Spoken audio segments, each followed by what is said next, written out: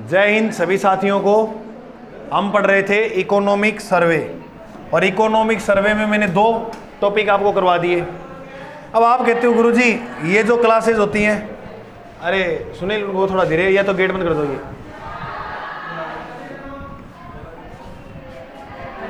सुनील, अरे गेट बंद कर दो, स्टूल दो इनको, स्टूल दो। अरे चकले फिर कोई और बैठ जाओ फिर वो। अच्छा, आज अपना टॉपिक नंबर 2। ये टॉपिक सबसे मोस्ट इंपॉर्टेंट है भाई। इस टॉपिक के तुम्हें आंकड़े ही आंकड़े रटने हैं और कुछ नहीं। टॉपिक का नाम है कृषि एवं संबद्ध क्षेत्र। कृषि एवं संबद्ध क्षेत्र। ये देखो अपना GK by Ajay sir YouTube channel है, और इसकी पीडीएफ वगैरह वो टेलीग्राम पे मैं डाल दूंगा। इसके अंदर मैंने 2 क्लासेस चलवा दी हैं, पहले तुम्हें प्ले लिस्ट में देख लेना। क्या ग्रुप व्हाट्सएप वाले में आ जाएगी आज शाम को? कहाँ शाम को? हाँ चलो भाई देखो, कृषि एवं संबद्ध क्षेत्र की बात करा तो इन्हें बोला है GSVA के अंदर देखा आप कृषि एवं संबद्ध क्षेत्र को। तो मैं थाने बतायो कि स्थिर कीमतों और प्रचलित कीमतों में कृषि का क्षेत्र कितना है, तो इसका है 2.09 लाख करोड़। ये 2022-23 के आसपास मिक्स है 2.029 लाख करोड़। ये तो किसका है? स्थिर कीमतों पे। प्रचलित कीमतों पे 3.79 लाख करोड़। नहीं याद करना, याद नहीं करना। याद क्या करना है गुरुजी? वृद्धि दर कितनी रही, बस ये याद करनी है। अगर आपसे पूछे कि कृषि क्षेत्र के अंदर GSV में वृद्धि दर कितनी रही है, 5.22%, और इधर 13.84%। अच्छा, मैंने प्रति व्यक्ति आय करवाया था, तुम्हें याद है? और प्रति व्यक्ति आय को आधार वर्ष क्या माना गया है? PCI। इसका आधार वर्ष था 1999 से 2000। बाकी जो तीनों थे ना, उनका आधार वर्ष कितना था? 2000। हाँ, उनका 2011 और 12। अब कृषि क्षेत्र के अंदर 4 क्षेत्र लिए जाते हैं। कितने? 4। ये बस यही रटन। वो कल गुरुजी कह रहे थे ना 4 उप क्षेत्र हैं। क्या कल कह नहीं थे कि 4 उप क्षेत्र हैं? वो कौन कौन से हैं ये रटो पहले तो। पशुपालन, फसल, वानिकी, मत्स्य पालन। पशुपालन, फसल, वानिकी, मत्स्य पालन, चारों रटो पहले करो।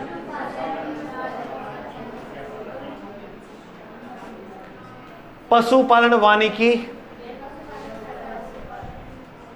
अब देखा भाई अपना ने सारों ज्यादा GSV में योगदान कठों मिल रहा है। GSV में सारों ज्यादा अपना ने योगदान कठों मिला है। तो सबसे ज्यादा उप क्षेत्रों में योगदान मिल रहा है, वो किससे मिल रहा है? 46.41%। इसका क्या मिल रहा है? सर्वाधिक योगदान। 2 नंबर पे सर्वाधिक योगदान फसलों का मिल रहा है, फसलों से मिल रहा है हमें GSV में। और तीसरे में वनों से मिल रहा है, वानिकी से। और चौथे में जो है वो मत्स्य पालन से 0.39। याद किया करना, देखो 46, 46, 7, 0.39, 46, 46, 7, 0.40, 46, 46, 7। अब कहेंगे कि अवरोही क्रम में उप क्षेत्रवार को सेट करो, तो सबसे ज्यादा पशुधन, उसके बाद फसल, उसके बाद वानिकी, उसके बाद मत्स्य। ये इसका क्रम हो गया अवरोही का। अब आपने पढ़ा है तो कर दो, वो आते हैं ना क्रम मैंने कराया था, सेवा क्षेत्र, कृषि क्षेत्र, उद्योग। याद आ रहा है क्या? वो वाली समझ में आया? 46, 46, 7, 0.39। पूछ लो प्रश्न अब।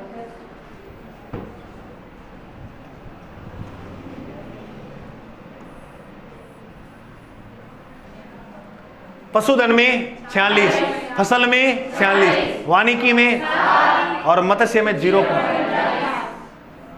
तो ये याद करो 41, 46 हटा तो पूरा 41 है और 20 है।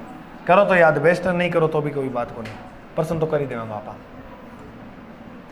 अब इन 4 उप क्षेत्रों में 2022-23 में सर्वाधिक वृद्धि दर किसमें रही है? सर्वाधिक वृद्धि दर इसमें रही है कम। वृद्धि दर को मतलब अलग चीज हुआ, और बिया देखो योगदान को मतलब अलग हुआ है, वृद्धि दर को मतलब अलग हुआ है। योगदान तो इनका इतना है, वृद्धि कितनी हुई है 21 की तुलना 22 में, तो इनमें वृद्धि मिली है 17.65। मोस्ट इंपोर्टेंट है, याद रखना 17.65। 17 पॉइंट लिखो एक बार, 17.65। 17 पॉइंट। चारों क्षेत्र के लिख दो 46, 46, 7, 46, 41, 46, फिर 7, 20, फिर 0, 39।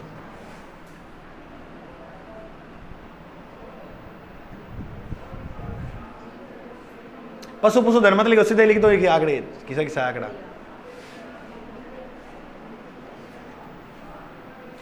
अब देखो मान लो ये 4 ऑप्शन है तुम्हारे पास, ठीक है। अब उत्प्रश्न आया है 4 उप क्षेत्रों में 2022-23 की आर्थिक समीक्षा के अनुसार सर्वाधिक वृद्धि दर किसमें हुई है। ये गलत करेंगे बच्चे, क्यों? क्योंकि ये पकड़ाएगा कि 0. ये तो कम है, सारों से ज्यादा वृद्धि दर, सबसे ज्यादा वृद्धि दर पूछे तो इसमें, और योगदान सर्वाधिक किसका है। दोनों प्रश्न क्लियर हुए, आगे आओ। पिछले 11 वर्षों में सर्वाधिक औसत वृद्धि दर किसमें रही है, यानी पशुधन तो में सही औसत। पिछले 11 वर्षों का अनुमान बताऊं मैं, अगर पूछे पिछले 11 वर्षों में पशुधन ही बढ़ा है कितना, 10.7। क्लियर हुआ। अब आगे बढ़ो। अब अपना जो नया टॉपिक शुरू हो गया वो है इसी कृषि के अंदर कुल उत्पादन, कि किसका उत्पादन कितना होता है वो देखो। इसका प्रश्न आएगा भाई कुल उत्पादन का। मैं तुम्हें 2-3 हिंट बताऊंगा, प्रश्न सही करने की, यहां हो जाएगा आराम से। कुल उत्पादन है 2022 और 23 का। ये प्रश्न मैंने वो टेस्ट सीरीज में दिया था, वो टेस्ट उसमें भी आया था। कुल खाद्यान्न उत्पादन कितना है, 253.99 LMT, 253.99। इसके फिर 2 भाग बनेंगे। फसलें 2 प्रकार की होती है, एक तो होती है रबी की और एक होती है खरीफ की। रबी की फसल में जो योगदान है वो कितना है, 156.0 LMT। और इधर अगर बात करें खरीफ में तो 156 याद रखना, 156 और टोटल 253, 156 और 156 और 100। सर्वाधिक योगदान किसका, स्टार मार लेना, पर्सन मोस्ट इंपोर्टेंट है। सर्वाधिक मोस्ट इंपोर्टेंट पर्सन कौन सा, रवि। देखो क्या है कि मैं था ना ये लैंग्वेज में समझाऊंगा रही नहीं, ये थाना एग्जाम में प्रॉपर मिला वो। मैं कई बार जैसे यूट्यूब पे क्लास आ जाती है गुरुजनों की, इधर उधर पढ़ा रहे हैं, मैं ऐसे नहीं कहता वो अच्छा नहीं पढ़ा रहे। मैं स्कूल टाइम भी आपको बात बताऊं तो था ना, तो गुरुजी ऐसे पढ़ाया करते थे, हम यह काम निश्चित तौर पर कर ही रहेंगे क्योंकि कृषि के क्षेत्रवार के योगदान में रबी का इतना है और खरीफ का इतना, किंतु चूंकि सर्वाधिक योगदान रबी की। अरे यार दादा के बोल गयो, मैं तो समझ ही को लगे हो। एक आपा बागड़ी भाषा में नॉर्मल रोड को दौड़ पढ़ाई आप फेंको सा समझ गए ना, मतलब कि इज्जत ना कराने की, आराम पढ़ा तो याद भी हो जाए, समझ भी आ जाती हैं। अब कई ढंका लोग देखा नहीं फोटन कह यार के मास्टर हो तो ये सब पढ़ा ला रहे के पढ़ाता हो गयो, और यहाँ कौन ठाना है कि वही याद करास के दूसरा मास्टर याद कौन करास के। क्यों? क्योंकि वो ऐसे चलते हैं। कभी देखने से वो जो बड़े लोग हो ना बड़े स्तर पे, वो उनको तो अच्छा लगेगा कि यार कितना अच्छा बोल रहा है। नहीं बोलने से क्या होता है, याद ना हो टाबरा ना, जिंदगी खराब हो जाए टाबरा की। सिलेक्शन कैसे होगा अगर वो तो बोल तो चला है, समझ ही नहीं पाओगे। उसने कह दिया अब सादी और वलित चट्टाने यहाँ पाई, अरे अब सादी और वलित होगा कि दादा बागड़ी भाषा में समझा तो सही है या नहीं है। तो एक ऐसे फिर वो पूरी भाषा बताएगा लैंग्वेज में। अब सादी चट्टाने ये हैं और सॉरी वलित चट्टाने यह विस्तृत क्षेत्र पर फैली होती हैं, इसकी आकृति चाप के, और एक सीधा नॉर्मल भाषा आकृति चाप के समान सीधो है को नहीं। पूरी लैंग्वेज में ना चाल के नॉर्मल भाषा बताओ तो मन लगे कि विद्यार्थी ज़्यादा समझ आवे, और जो पूरी चलते ना ऐसे लैंग्वेज टू लैंग्वेज वो टफ हो जाती है भाषा। तो बिल्कुल शॉर्ट में पढ़ो कि अपना ने पेपर पास करना, ज्ञानी कौन बनना, तो कि पूरी लैंग्वेज समझा बा कहानी है। तो रवि और कोई प्रश्न पूछे ना वृद्धि दर में सारा में एक ही उत्तर करना है क्या, बस फसलों में तो कुल उत्पादन में योगदान पूछे तो रवि पे टिक चलना चाहिए, ठीक है। ये तो ट्रिक थी। 2022-23 में कितना उत्पादन हुआ है और इनकी एक तो देखनी है अपने को वृद्धि दर कितनी हुई है। देखो उत्पादन तो है सिंपल, याद करने को तरीको मैं बताऊं कि यहाँ सिंपल है। देखो ये याद है 253, फिर ये भी याद है तुम्हें ये रबी में, और ये भी याद है, ठीक है। अगर पूछे कुल अनाज का उत्पादन कितना हुआ है तो 206 LMT, कितना LMT। अगर पूछे कुल दलहन में कितना हुआ तो 47। अब याद किया करा ये रखो थे कुल अनाज 206 क्या याद करो अनाज में, कोई ट्रिक चलेगी दिमाग में थोड़ा। अनाज का दाना कितना हो, 2 भी कोनी हुआ, 6 भी कोनी हुआ के 3 है। अच्छा मानव शरीर की हड्डियां कितनी होती है, रोट ना खाओगे तो मानव शरीर की हड्डियां कम हो जाएगी, टूट जाएगी हड्डियाँ। मानव शरीर में याद रखियो कुल उत्पादन, मानव शरीर में हड्डियों की संख्या 200, कुल उत्पादन अनाज का कितना है 206 LMT। दलन लक 28 कुड़ी दा 47 वेट कुड़ी, दाल खावे कुड़ी तो कुड़ी को वेट हो गया 47, कुड़ी का वेट दाल खाती है तो कितना हो गया 3 याद हो गए क्या 253, 206, 47। अब आ गया वो कुल तिला को देखो, तिल को 9, तिल का परांठा ना खाना चाहिए, तेल का परांठा खाओ नहीं गलत है, 9, तिल के परांठे नहीं खाने चाहिए, तेल के तिलाओ तेल होने चूर के खाओ थे तो भी नहीं खराब है, सर्दियों में ठीक रहते लेकिन हर बार तो 99, ये 4 याद हो गए क्या। कुल खाद्यान्न में 253, कुल अनाज नहीं खाएंगे तो 206, लक 20 दलन, कुल तिलन 99, 9 याद हो गया। इनसे अच्छा तो ये अब पूरा याद करना चक्कर में तुम ये और याद नहीं करोगे और प्रश्न आएगा वो गलत हो जाएगा, जितना याद होता है उतना तो करो। कुल गन्ना 2.18, देखो गन्ना की 2 ही पारी हुए, ज़्यादा कौन करनी, आधो आधो खाऊंगा बांट के तो 2 गन्ना में नए भी 2 आवे ना, 2 पारी करनी है, 2 ज़्यादा कौन करनी। कुल कपास देखो, कपास बोले रुई ने, किन बोले रुई यारा कपड़ा कद पहरो जो थे 25 साल का हो जो जची को नहीं गुरु जी ना जची तो लियो। कुल कपास 25, कुल कपास की कितनी गांठें हुई है 25.53 लाख गांठ हुई है, कितनी गांठें हुई है 25, ये एक्चुअली याद कर लेना, यहाँ से प्रश्न आ सकता है कितनी गांठें हुई अब की बार बजट में। अच्छा एक गांठ होती है कपास की, एक गांठ में कितना किलो वजन होता है 170 किलो होता है, कितना वजन होता है, यानी वो गांठ होती है ना एक, वो बनाते हैं उसमें 170 किलो वजन होता है, तो ये लिखा हुआ एक गांठ में वजन कितना होता है 170 kg। अच्छा अब देखा आप वृद्धि दर देखो, कमी हुई है कि मैं एक तो तिलाओं खाओगा तो शरीर भी घस जाओ, कम हो जाओ, गन्ना ज़्यादा खा लिया तो शुगर हो जाए भी घस जाओगा, इन दोनों में कमी हुई है, बाकी सारों में वृद्धि हुई है। तिलन और गन्ना में कमी हुई है, बाकी वृद्धि हुई है। देखो कुल खाद्यान्न में कितनी वृद्धि हुई है 9, अनाज में 8, कुल दलहन में 17, कुल तिलन में 2.82, कुल गन्ना में 32.09, कुल कपास में ये माइनस है भाई, ये माइनस की वृद्धि हुई है यहाँ, मतलब कमी हुई है यहाँ। तिलन में कितनी कमी हुई है 2.082 की, और कुल गन्ना में -32.09 की कमी हुई है, और कुल कपास उत्पादन में +2 यानी वृद्धि हुई है। अच्छा मुझे बताओ सर्वाधिक वृद्धि किसमें हुई है, लक 20 लक करेगी नहीं, लड़की वाली वृद्धि होगी, और सर्वाधिक कमी किसमें हुई है गन्ना में। गन्ना खाओगे तो पटाखो बोल जाओ थोड़ा, क्योंकि शुगर बहुत ज़्यादा मात्रा में होती है। क्लियर हुआ इतना, चलो आगे, अब कोई जरूरत नहीं है ना। 253 खाद्यान्न में, 206 अनाज, 47 लक 20 दलहन, 99 तिलन, गन्ना 2 गन्ने और 25.53 कपास। बस ये लास्ट पेज है, इतने में तुम्हारा कृषि टॉपिक खत्म नहीं, थोड़ी सी योजनाएं और वो कल कराऊंगा, आज नहीं कराऊंगा।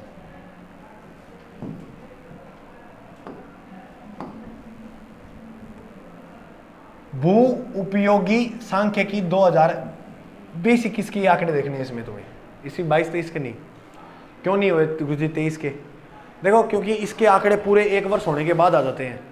इधर तो पहले ही आ गया आर्थिक समीक्षा में प्रचलित और स्थिर कीमतों पे, उधर नहीं आते।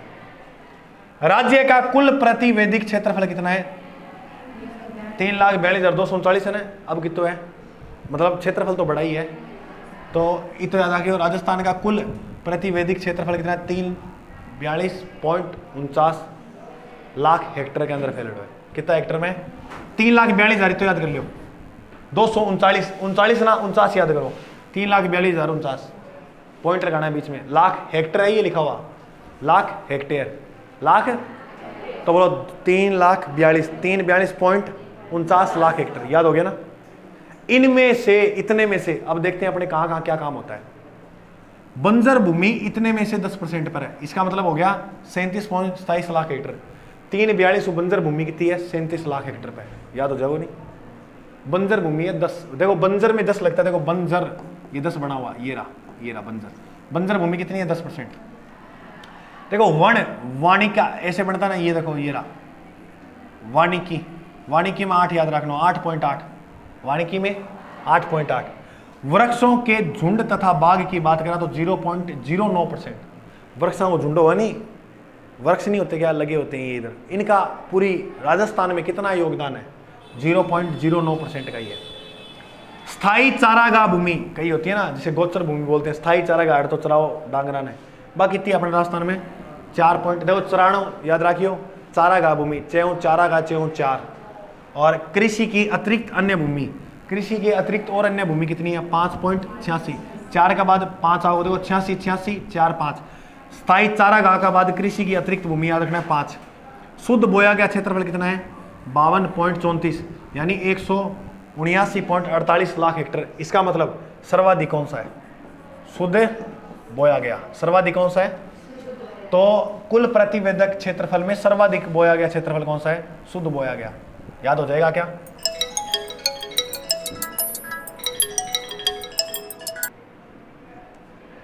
हाँ तो बताओ, बंजर में 10, वानिकी में 8, वृक्ष झुंड में 0.9, 3 याद करो।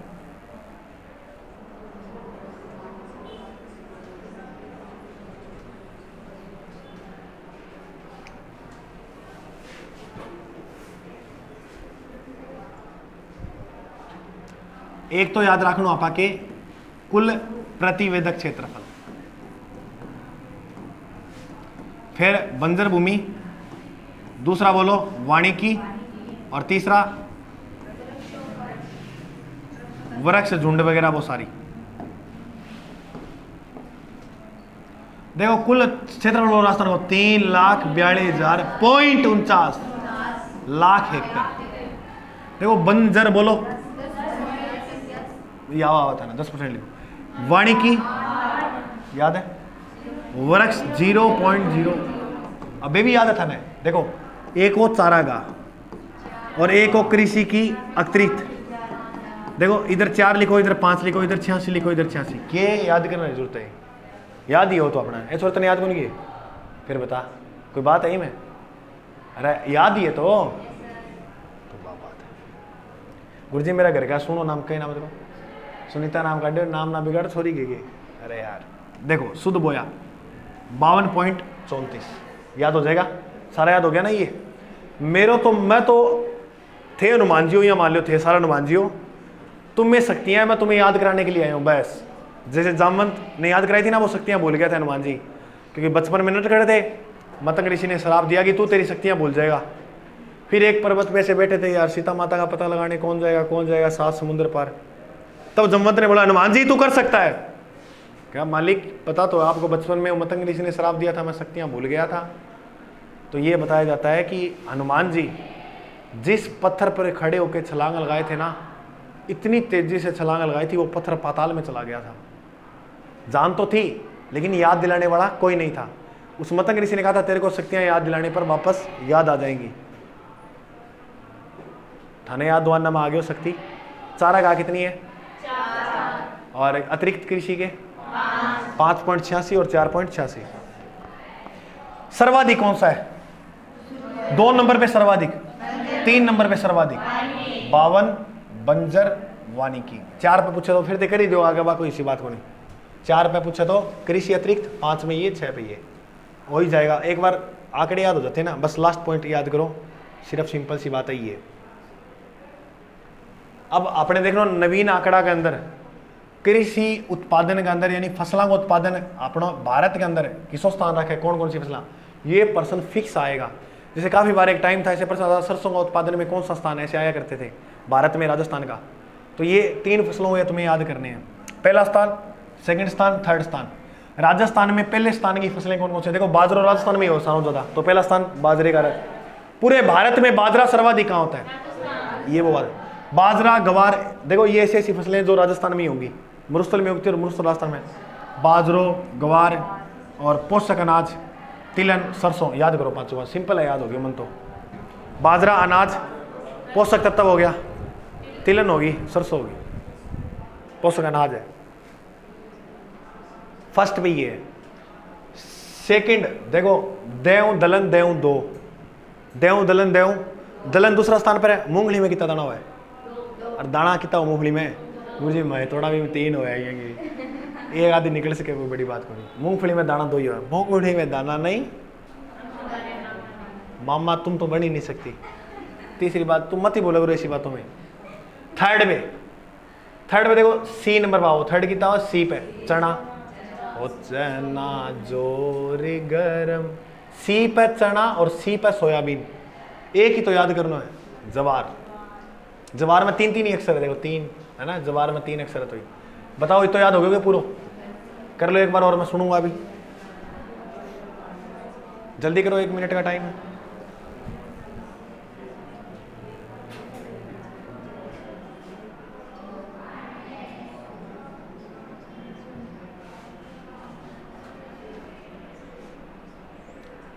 पहलो बाजरा, गवार, सरसों, पोषक तिलहन दलहन। कॉपी में करके दिखाइयो।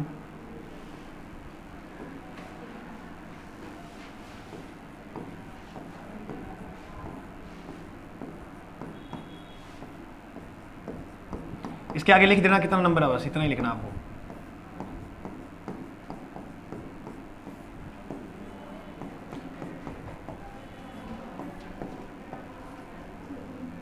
बस ये कर दो। एक % और दूं, एक लिख देना बंजर भूमि का %, और एक बंजर भूमि का % लिख देना, और एक लिख देना आप है चारागाह भूमि का। एक्चुअल लिख देना पूरा, एक्चुअली याद नहीं होता तो भी कोई बात नहीं, बाकी लिख देना, कोशिश करना। जल्दी करो जल्दी।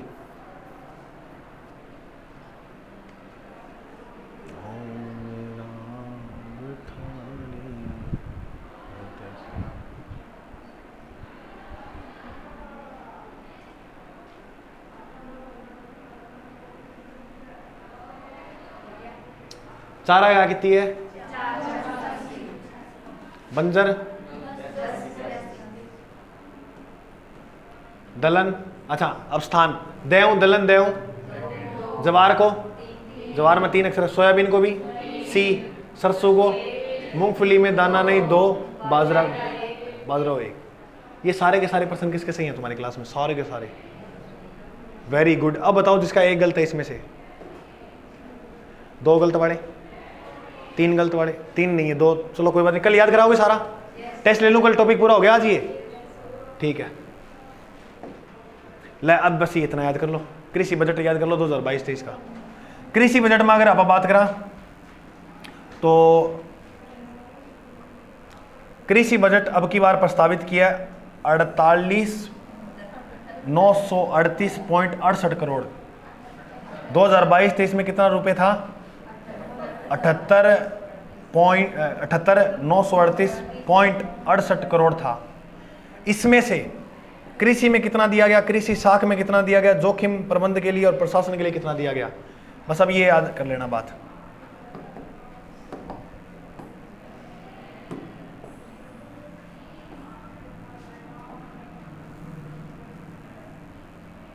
ला भाई बताओ,